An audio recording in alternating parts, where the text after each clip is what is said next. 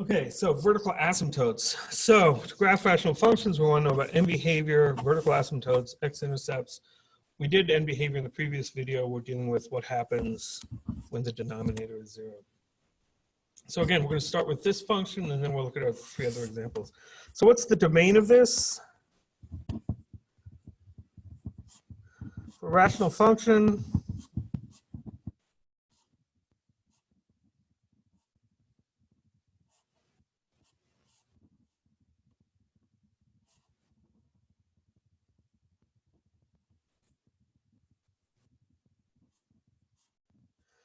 right? You can't divide by 0. So the domain is all the x's, all possible x's, except x's that make the denominator equal to 0.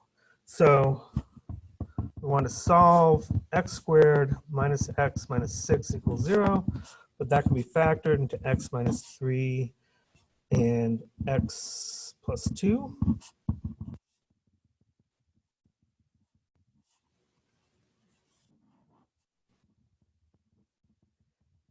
And so x equals 3 and x equals minus 2, those are the bad values. So our domain is all x except for x equals 3 and x equals minus 2. So what we want to know is what happens to the graph when x is close to minus 3, when x is close to 3, or when x is close to minus 2.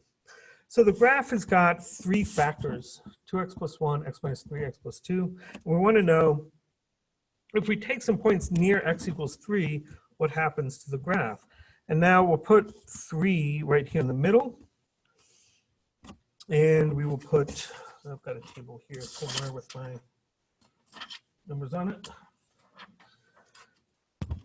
2.9, 2.95, 2.99, 3.01, 3.05, 3.1. So if x is close to 3, like 2.99, 2.95, 2.99, what does the graph look like?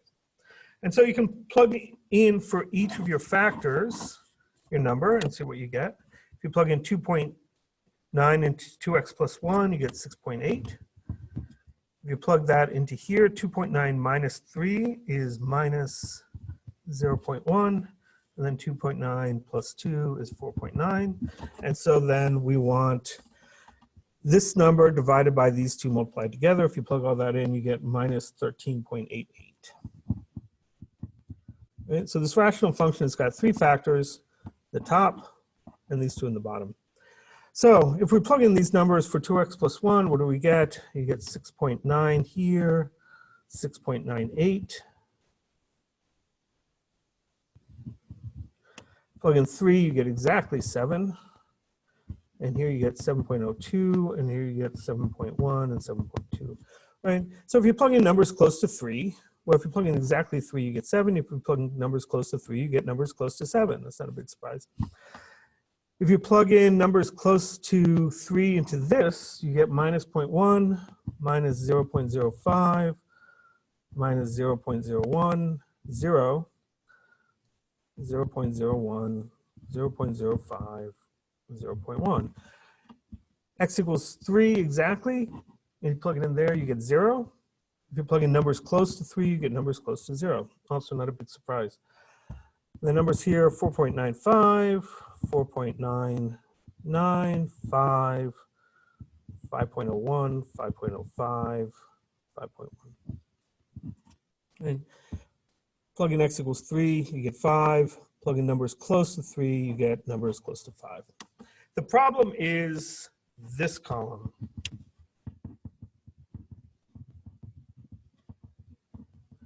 We're dividing by numbers that are close to 0. So what happens? Well, let's just plug in all the numbers and grind them out. You get minus 27.88. You get minus 139.88. This is undefined. 140.2, 12, 28.12, 14.12. So we get some numbers that look like that. So what does our graph actually look like if we graph this? Here's 3. The graph is undefined at 3. I'm just going to put in a vertical line here. The graph can't cross that line. This is called a vertical asymptote. We plot some points near 3. For a little bit close to 3, like at 2.9, our outcome is minus 13.88. If we get to 2.95, it's minus 27. Going just a little bit further to 2.99, that drops me way down to minus 139 something. So my graph is doing this. If I'm a little bit bigger than 3, at 3.1, I'm at 14.12. If I'm at 3.05, I'm at 28. But then I jump from 3.05 to 3.01 on the x-axis. On the y-axis, I end up way up at 140.12. So the graph goes up like that. So what happens near a place where the denominator is 0? You're dividing by numbers that are very small. If you divide by a small number, that's the same thing as multiplying by a really big number. Dividing by 0.01 is the same thing as multiplying by 100. So this column is making the outcomes, the outputs, the y values really, really big. This column is just getting closer and closer to 7. This column is getting closer to 5. So they don't really matter that much. This is the important column. On one side, we get negative numbers. On the other side, we get positive numbers. So on one side, we're going down to minus infinity. On the other side, we're going to positive infinity. That happens because this is an odd power. We'll see even powers later. So at a vertical asymptote, the graph doesn't actually touch the vertical asymptote. That's the line x equals 3. And on one side, it'll climb to infinity. On the other side, it'll drop down to minus infinity, or maybe on both sides, they go up to infinity, something like that. But the graph goes up and down to infinity. So near x equals minus 2, what does the graph look like? Here's minus 2. We've got 3 values, because you can factor it, x minus 3 over x plus 2.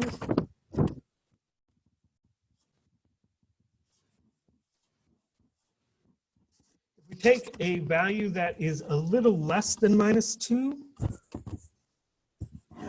this is pretty much the same table that I had on the previous side, but we won't do a whole lot. If I take a number that's a little less than minus 2, so minus 2.1, just a little bit to the left, this will be minus 4. This will be negative,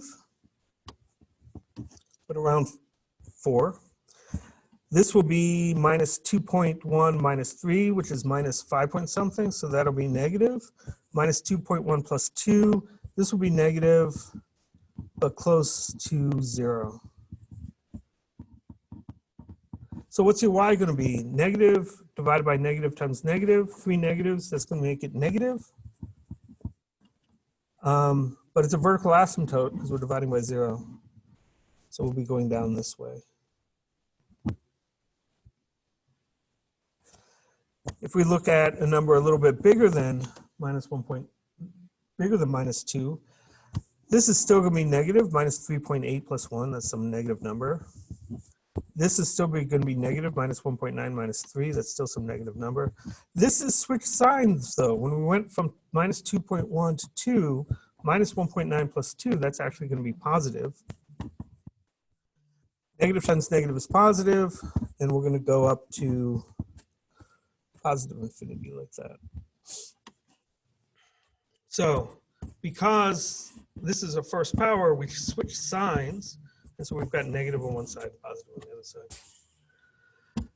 So notation for vertical asymptotes, and again, my math lab will say this at some point. So if f of x is a function, x equals a is a vertical asymptote. Here a is minus 2. Limit as x goes to a from the left. So if there's a little minus sign by the a, that means going from the left. Here we go down to minus infinity. So it either goes up to plus infinity, down to minus infinity. A little plus sign here means we're going to a from the right. If we're going into minus 2 from the right, that means going this way. What happens to your y values? They go up to plus infinity. Okay, so what are the vertical asymptotes and what happens near them?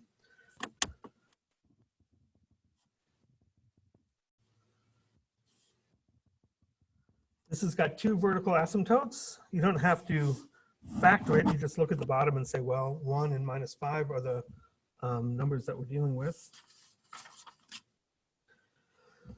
What happens near them? Well, if we take numbers close to x equals 1, what's going to happen? Well, we'll throw in everything. We'll set up this big old table. I've got x minus 2 squared. Well, put the 3 with that. X plus 1, x minus 2 squared, x plus 5. What I'm really worried about is what's the various signs going on here. So if I take numbers a little bit less than 1, like 0.9, if I plug it in here, what I'm going to get, I'm going to get something positive because something squared is always positive. Plug it in here, 1 plus 0.9, that's going to be positive. Plug it in here. Well, this is something squared. That should be an x minus 1, sorry. We're getting down into the denominator here. But something squared is always positive. And 0.9 into here, that'll give me 5.9, that's positive. So my y values are positive. If I take a number a little bit bigger than 1.1, then 1, say 1.1, 1.1 minus 2 is negative, but it's something squared, so that'll be positive. 1.1 plus 1 is positive. X minus 1, 1.1 minus 1, quantity squared, well, it doesn't matter what's inside because when you square it, you always get something positive. And then 1.1 plus 5, that's positive. So what are my y's? Well, they're positive on both sides. So at x equals 1, what does my vertical asymptote look like? There's my vertical asymptote, because that's where the denominator is equal to 0. What does the graph do on both sides? It has to go up or down to plus or minus infinity, but it's positive on both sides, so it means we have to be going up to plus infinity. What about at 1? Oh, what about at minus 5?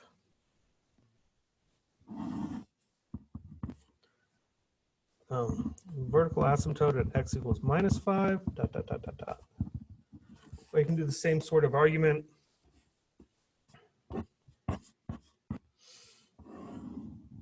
What is the sign of things on one side and what's the sign of things on the other side? So if we take minus 5.1, that's a little bit to the left. What are we going to get? This will be positive because it's squared. This will be positive because it's squared. Minus 5.1 plus 1 is negative. And minus 5.1 plus 5. This is the term that's giving us the problem. This is negative. So this is positive. If we look at minus 4.9, this is something squared, so that's positive. This is something squared, that's positive. Minus 4.9 plus 1, that's still going to be negative. But if we go from x is minus 5.1 to x is minus 4.9, that's going to change the sign on this term from negative to positive.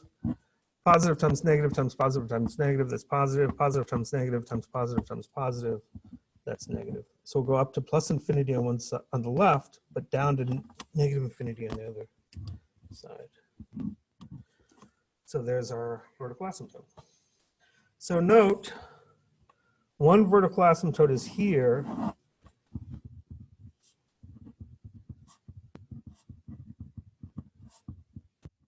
Multiplicity is 2, it's even. Don't change sign. Odd multiplicity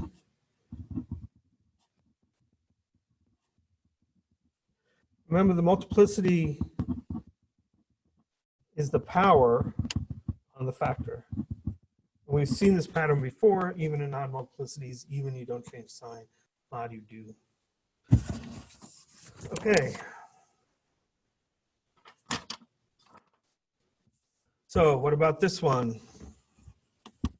Vertical asymptotes, x equals minus 1, x equals 1. Those are our two vertical asymptotes because you can tell by looking at the powers. Not the powers, looking at the denominator. So one vertical asymptote is x equals 1, and one vertical asymptote is x equals 2. We want to know what's going on. These are both odd multiplicity.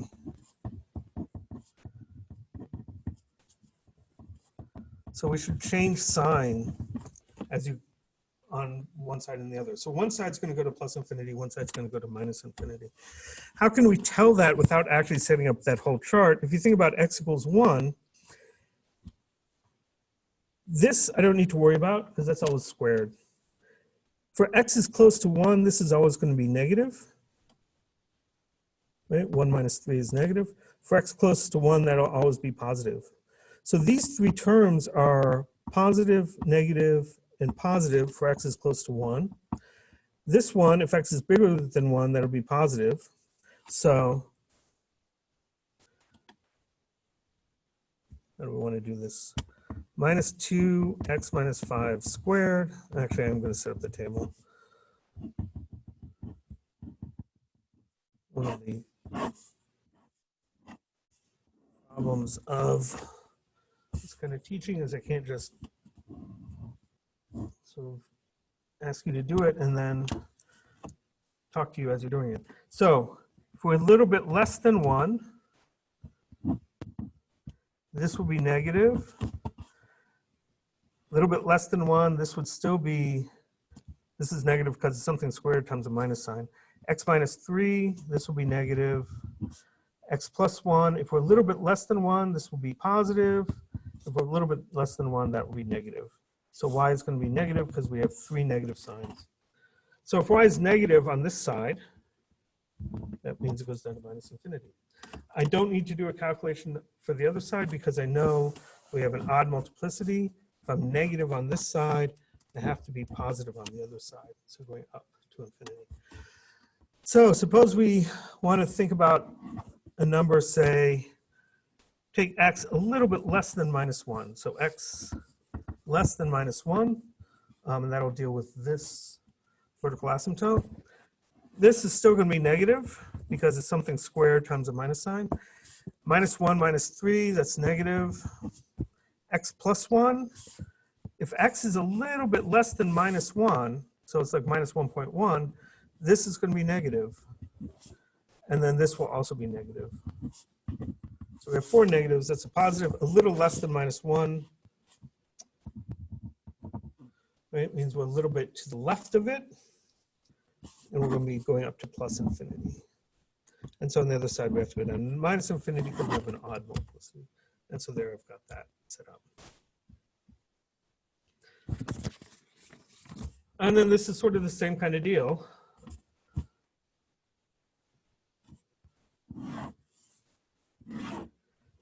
So x is minus 3 is one vertical asymptote.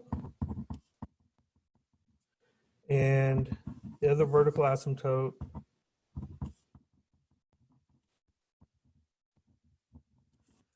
is at x equals 7. And you get those by looking at the places that make the denominator equal to 0. So if we're close to minus 3, but a little bit less than it, we'll set up our table again. We have x a little bit less than minus 3. Is that on my table? Yep, there we go. X plus 4 is one factor. X minus 1 is the other factor. X plus 3 squared is another factor. And x minus 7 cubed is the other factor. So if we're just to the left of x equals minus 3, so like at minus 3.1 over here, this will be positive. This will be negative because minus 3.1 minus 1, that's negative. This will be positive because it's squared. And then this will be minus 3 minus 7 is minus 10 cubed, odd power. So that makes this whole thing negative. So what's y here? Positive times negative times positive times negative, that's positive.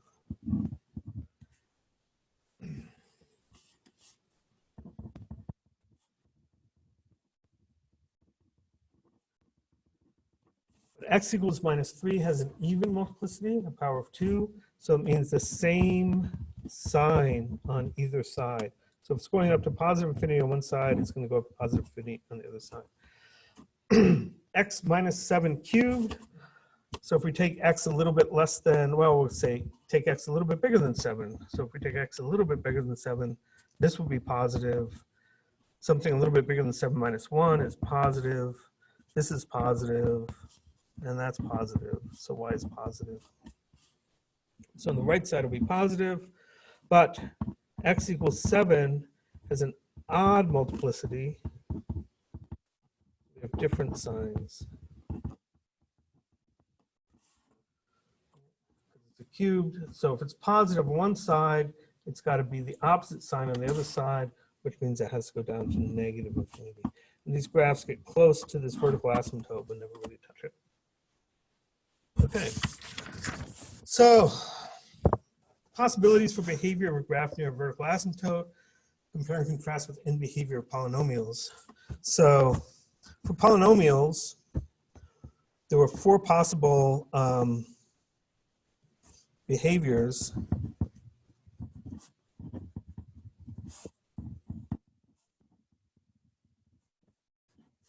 You could have an end behavior that looked like this. We had an even power or an end behavior that looked like that. We had the same sign, right? Either you went to positive infinity on both sides or you went to negative infinity on both sides. Odd power, your polynomial end behavior could look like this. Positive on the right, negative infinity on the left. The odd powers, you always do the opposite things for odd powers. Negative and negative. For vertical asymptotes, so this is end behavior of polynomials. For vertical asymptotes, same kind of thing. Even multiplicities, you could have both going up to positive infinity, or you could have both going down to negative infinity, but the same behavior on either side of the polynomial. Same way you have the same behavior on either side for the same behavior on either side of the vertical asymptote, which is the same thing for polynomials. They have the same behavior on either side. For odd powers, you have, if this is your vertical asymptote, you have an odd multiplicity. You can go up to positive infinity on one side and negative infinity on the other side, or the other way around, negative infinity on the left, positive infinity on the right. Opposite behavior with an odd multiplicity on your vertical asymptote, 1 to plus infinity, 1 to minus infinity. Same thing with odd powers for end behavior polynomials. One side goes to negative infinity, one goes to plus infinity on either side.